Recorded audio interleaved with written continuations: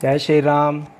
सनातन ज्ञान की गंगा में आप सभी सुधीजनों का पुनः हार्दिक अभिनंदन है। मित्रों, सनातन धर्म में पेड़ पौधे से लेकर के पशु पक्षी तक पूजने का प्रचलन रहा है।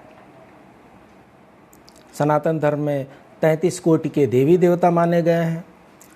इन सभी देवी देवताओं का एक स्वरूप होता है, एक आभूषण अलग अलग होते हैं, क्योंकि इस हिंदू सनातन धर्म में साकार रूप में ईश्वर को पूजा जाता है। इस साकार रूप में देवी देवता सभी आ जाते हैं और सभी देवी देवता के अलग अलग स्वरूप होते हैं, अलग अलग आभूषण होते हैं, अलग अलग वाहन भी होते हैं।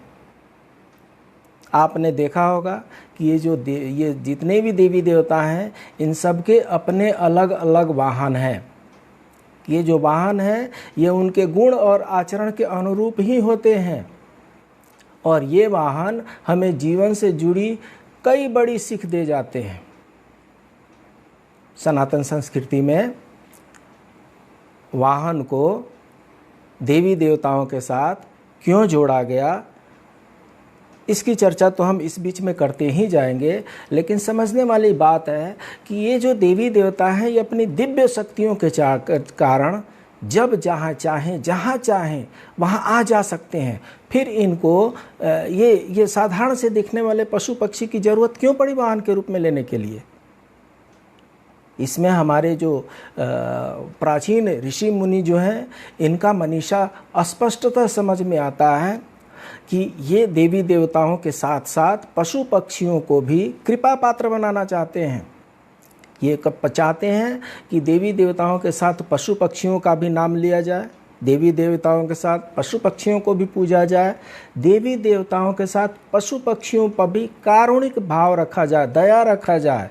मनुष्य इतना निष्ठुर न हो जाए कि इन जीवों की हत्या ही कर दे। इन जीवों से हिंसक प्रवृत्ति को रोकने के लिए, इन जीवों को पूजा पाठ करने के लिए, इन जीवों का संरक्षण करने के लिए संभवतः हमारे मनीषियों ने इन देवी देवताओं के वाहन के रूप में स्वीकृत किया होगा। तो एक एक करके हम देखते चलते हैं कि ये जो इनके वाहन ऐसा ही क्यों है। गणेश जी का वाहन मूषक ही क्यों है? शिव जी का वाहन बैल ही क्यों है? तो इसमें ऐसा देखा गया है कि उनके व्यवहार के अनुरूप उनको जोड़ा गया है और मनुष्यों की रक्षा के कारण भी उन्हें भगवान के साथ जोड़ दिया गया है, सो दैट मनुष्य जो है उनकी किसी प्रकार की क्षति न पहुंचा सके। अगले अध्याय में हम देखेंगे कि किस देवता की कौन सी ऐसे पशु पक्षी वाहन है जिससे हमें कुछ शिक्षा मिलती है। मिलते हैं, तब तक के लिए जय श्री राम।